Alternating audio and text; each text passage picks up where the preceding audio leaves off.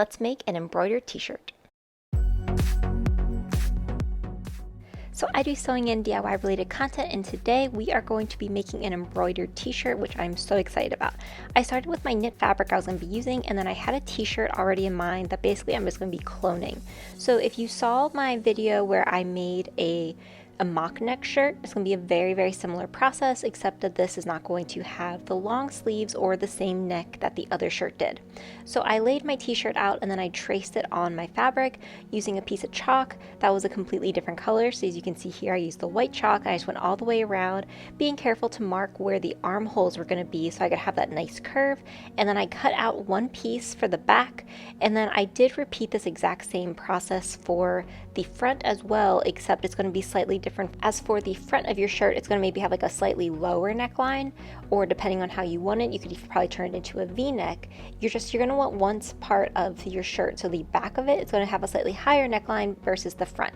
So you can see here that I have now both my front and the back, so I just cut that little neckline for the front portion of it's a little lower. Now for the shirt itself, you can see here that the way that they had finished off the neck was that they added almost like this bias tape of the exact same knit fabric, and so I'm going to copy that idea, and all I did was I cut out two very thin rectangles or like strips of material, and I'm going to be sewing these together at the end so that I can put them onto the shirt and we'll be able to hide that raw edge. I think it's going to work really well.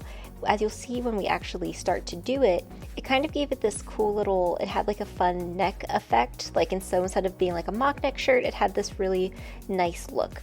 Now it was time to focus on the sleeves. So since this fabric was all remnant fabric and I didn't have too much of it, I really had to be creative with how I was cutting out my sleeves. So I just traced out these very small sleeves using the remnant of the material that I had. I cut one on one side and then I used the rest to cut out the second sleeve. They are very small sleeves, but again, it was just trying to use all the material that I had left over. So these are what my two sleeves look like, and now it was just time to sew basically up the sides of the shirt as well as the bottom. All of this I did with the serger, so you can see here is an example of when I'm serging it. I just used my serger, just pushed it all the way through very carefully and just took my time and made sure that it was a really nice clean seam. I did have the little blade turned on for all of this so that it would have that really nice clean professional look. Now for the sleeves, the edges of them, so like the bottom portion, I went ahead and serged that so that it would be a nice and clean seam and an edge as well, and then I repeated this for both sleeves as well as the full bottom of the shirt. So I really just wanted to make sure that all the edges were nice and neat and that it would be ready to sew later on. Now it was time to focus on the actual sleeve itself, so I just folded these in half. There is the very tiniest like little straight edge at the very bottom, and I'm just going to be serging that together so that we have that one nice completed close sleeve. So I just used my pins. It may have literally been about an inch, and a lot of this was just because I didn't have too much fabric. And I'm just going to take a seam right across there using my serger so it's nice and clean. I then repeated this for the second side, and then I just very carefully serged it. So because it was so short, it was really quick, and I also wanted to make sure that I didn't, mess it up at all and that it was all nice and held in place. Now it was just time to actually sew the sleeve onto the shirt. So I went ahead and did one test one, which as you can see, it was in this curve. So I had to be very careful not to cut any of the fabric as I was going back over it. But I took my time and very carefully serged through this so that I could attach the sleeve to the shirt. And I'm going to show you in a second what this looked like, and we'll actually go through the full process. But basically it's just putting the right sides of the fabric, so the right sides of your sleeve with the right side of your shirt together, and then pinning it up and then taking that curve all the way around. So here is what my shirt now looks like. It has one sleeve. It's looking really good. It looks very much like a t-shirt. And then I just repeated that process that I said where I pinned the sleeve with the right sides together to the shirt with the right sides together. And then I just pinned this all the way around. So you can see this is what it looked like for the second sleeve. And then I'm just going to use my serger and sew that up. And then when you do this, be careful, especially if you're using pins or quilting clips. You need to be very slow about it and be sure that you're taking those pins out so you don't damage your serger. So this is what my shirt looks like. It now has two sleeves. It's really coming together. All we need to focus on now is the neckline of the shirt as well as the bottom. So for the neckline, I started focusing on those two pieces of material I cut out the rectangle, and I just finished off one edge of it. And then when I had all of that done, I connected them so that the short edges, I serged those together. So it was basically this rounded piece of material, and then I pinned that to my shirt with the right sides together, so that I could basically just serge these two pieces of fabric so there'd be no raw edges and everything would hold up really, really nicely. What I didn't expect when I did this was that it turned out that the collar I thought would kind of pop more up, which it did, and it had this really nice laying effect. So I actually didn't do any other work. So as you can see here, this is what the collar looks like attached to the shirt, and when I put this on the mannequin and then when I tried it on myself, it actually laid really, really nicely. Now it's time to focus on the hem for the bottom of the shirt as well as the sleeves.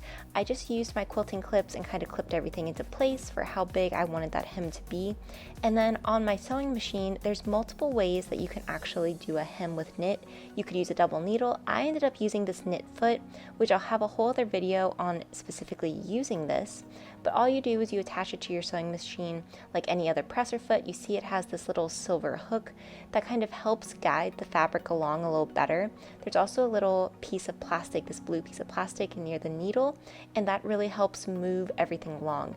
In addition, I did have a ballpoint needle that I changed into my sewing machine, and then I put a stretch stitch on, which is 3 for me, and then I just very, very carefully pushed my fabric, guided it would probably be a better word, through the sewing machine, and this is what it ended up looking like. It had a really neat finish, and I'm so happy that I tried it this way, as I think that this is going to be kind of my go-to hemming for knits.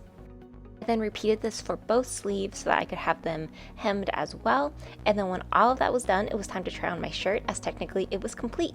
Now I like what it looks like, but it's a little boring for spring, so what I decided to do was add an iron-on transfer to do a little embroidering. So the first step was I needed to iron the shirt out so it'd be nice and flat and warm, and so I just took my iron, just kind of ironed where I wanted it to go on the spot, and then I cut out my iron-on transfer, and you just had to place it on top of your shirt, and then you ironed that on very, very carefully.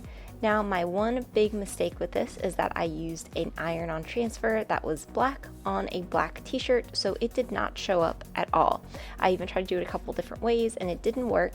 So what I ended up having to do was I took my iron-on transfer and I basted it onto my shirt, and then I ended up embroidering the pattern through the paper. So as you can see here, this is an example. I just had to go through very carefully and start to embroider through the paper so that I could make sure I still got the design and make sure everything came off.